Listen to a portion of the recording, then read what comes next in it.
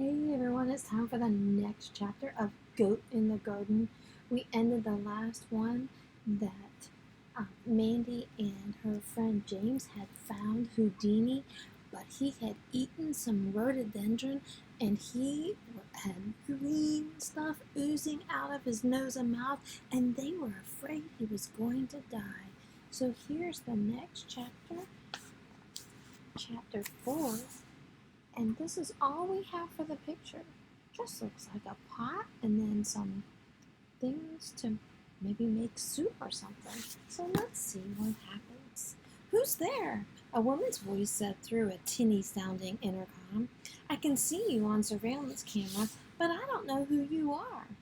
It's Mandy Hope, the vet's daughter. I came to see you when Imogene wanted a kitten once, remember?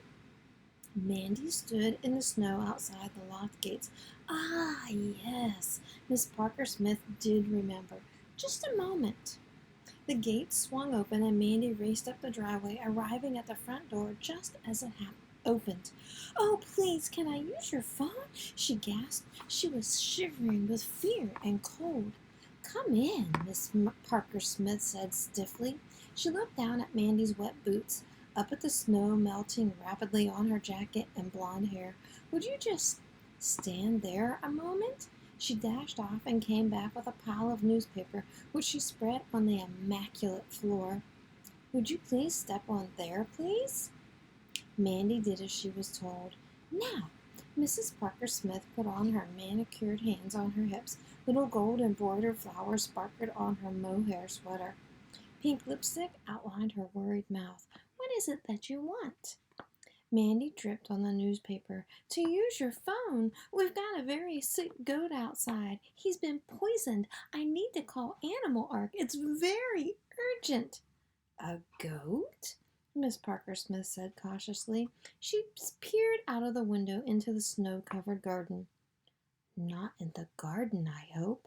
No, he's outside in the street with my friend. Oh, please, she said. I have to call for help. The minutes ticked by. How much of the deadly rhododendron bush had Houdini eaten, and how long ago? But it's only a goat, you say? Miss Parker Smith tucked a stray strand of very blonde hair back into place. And is outside in the street? Only? Mandy was speechless. Poor Houdini might die. Again, Miss Parker Smith studied Mandy's messy boots. Ah, she said, hitting on a solution. Of course. Just wait here. Please, hurry, Mandy begged. Luckily, Imogene's not here today. The woman paused again at the door into a sitting room. If she'd been here, she would have been so upset. Imogene's a very sensitive child. Then she vanished into the room. Talk about upset, Mandy thought angrily. An animal could die while human beings got upset. Here's the picture they show.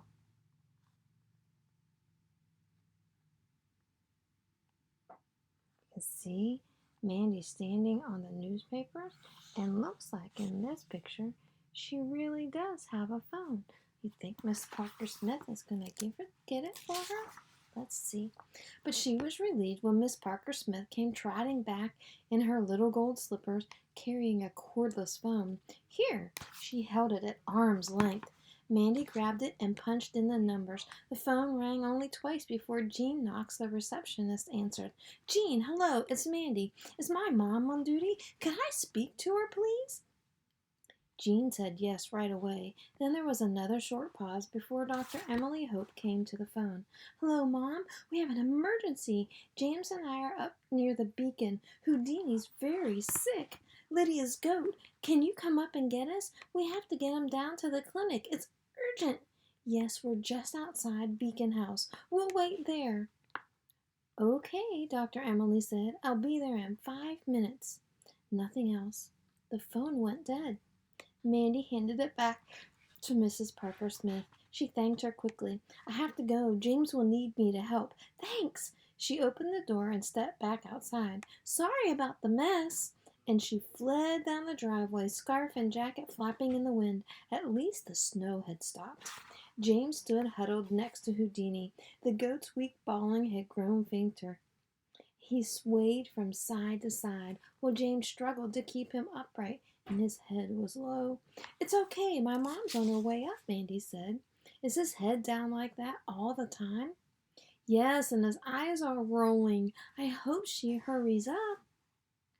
5 minutes seemed like forever, but at last the four-wheel drive from Animal Ark came into sight, crawling like a squat dark beetle up the narrow white lane. Dr. Emily pulled up and jumped out. She glanced at Houdini, then positioned Mandy and James and said, "Lift!" Within seconds, they had the goat in the four-wheel drive and were roaring back down the hill. "It's bad, isn't it?" Mandy said. She'd stayed in the back with Houdini. Her mother didn't turn around. "It looks it. What did he eat?" "Rhododendron leaves," James said. Dr. Emily clammed her mouth shut for a second and shook her head. "Well, your father's on his way back to the Ark. Jean phoned him to say there was an emergency. We'll have to wait to see what he says." They scrambled at the same time as they arrived at the same time as Mandy's father.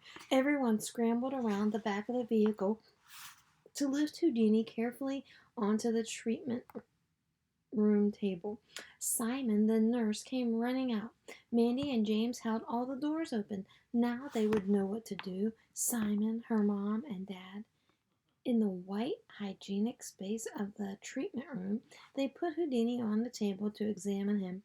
Quietly, Dr. Emily explained to her husband. Mandy saw his eyebrows gather in a knot. He stopped palpating the goat's abdomen and stood up straight. "What?" Mandy cried out. "What's wrong?" Her father sighed. "You're sure it was rhododendron?" James and Mandy both nodded. "As far as I know, there's no antidote." "No antidote? What did he mean?" "There's nothing we can do," he said, stepping back, going over to the sink to wash his hands. "Nothing can cure a goat when it eats this kind of leaf. It's fatal." Mandy felt her heart lurch and miss its beat. Her dad was saying Houdini was going to die. There was no help for it. Dr. Emily came towards Mandy. Her red hair had fallen free and swept across her face. She tried to hug her daughter. "I'm so sorry," she said, but Mandy sprang away. Houdini kept his eyes on her. He was waiting for her to help. It wasn't true. There must be something they could do. "Dad!" she cried. "There's no known antidote. I'm sure of it," he repeated. "I'm sorry, sweetie." He turned on the faucet. She ran from the room. "Wait!" she told them. "Mandy!" her mom called. Mandy ignored her and rushed to the house into the kitchen. She grabbed her dad's college book and sprinted back to the treatment room. "I think it might be best if you don't go back in," Jean said from behind her desk. But Mandy rushed on. "Wait! Wait!" They were lifting Houdini off the table, and he was protesting feebly. She found the page in the book. "Poisons. You? Laburnum? Rhubarb? Foxglove? Rhododendron. No antidote. Usually fatal." Her heart crashed. Frantically, she read on. "Old countryman's remedy. Dissolve bicarbonate of soda into melted lard." "Look at this!" she shouted. Dr. Adam reached over her shoulder and read and pointed to the line below. "But look at this," he said gently. "Now discredited. No basis in medical fact. Unorthodox and probably ineffective remedy." He took the book away. "It won't work, Mandy. There's no cure." "I'm afraid you've got to face it." Houdini bleated as they carried him out. "Remember when a sheep or a goat bleats? That's the sound it makes." "Let me try," Mandy pleaded. "At least let James and me try." Dr. Emily stepped forward and looked at her husband and Simon. There was a terrible pause as they considered the situation. Then all three nodded. Dr. Adam took a deep breath. Okay, we'll try. Yes! Mandy and James went rushing to the kitchen for ingredients. Even Jean, hearing all the noise, left her reception desk to help them melt the lard and dissolve the bicarb. It stinks, James said. It's meant to make him sick, Mandy said. He has to take it over and over until his stomach's empty. It says so in the book. She'd read every last word of the country remedy and knew it by heart. They went back and dosed the poor animal. Dr. Adams supervised as they inverted a tube down Houdini's throat. It seemed as if it might be working, he said cautiously after the third dose. At least it's doing what they say it's supposed to. Mandy read one last sentence from the book. It says that when the slimy stuff stops, we stop the bicarb and then dose him with coffee, she said. Coffee? James asked, with sleeves rolled up and a look of concentration on his face. It's a stimulant, Dr. Adam explained. Go on, James. You go and make it good and strong. He turned to Mandy. Once his stomach's clear of this stuff, we'll try the stimulant. Still they worked on, taking turns to pour the lard and bicarb mixture down the tube into Houdini's throat, only pausing for him to be sick. A couple of hours had gone by. Houdini was still on his feet, and his mouth and nose were almost clear. I'd never have believed it, Dr. Adam murmured. He looked like a goner to me. Mandy patted Houdini. Good boy. She fed the coffee into his mouth through a new clean tube. Houdini gulped at the bitter taste. Across the table she could see James nodding and encouraging him to swallow. If willpower alone could keep an animal alive, James and Mandy together would make it happen. Dr. Adam eased open Houdini's powerful jaws to investigate. Then, with a stethoscope, he went and listened to his heartbeat. We're not out of the woods yet, he said quietly. Maybe we should consider a more orthodox stimulant. He conferred with Simon, then turned back to Mandy. Anyway, better not phone Lydia with any premature good news yet, he said. He stood back and studied Houdini, whose head was still down. She doesn't have a phone, Mandy reminded him. Then a thought struck her. Lydia. She doesn't even know. I better go up there and tell her. James was still feeding Houdini coffee through the tube. He nodded. I'll stay here. As hard as it was to leave them, it was harder still thinking of Lydia going about her chores, not knowing that Houdini's life was in danger. Mandy grabbed her coat. Dr. Adam nodded too. Simon will drive you up. Don't worry. We'll take care of things here. I'll see if I can get her to come down. Mandy took one last look at them all gathered around Houdini, giving the best expert care. Then, before she had time to think too hard, she was in Simon's battered old van, careening up the hill toward High Cross.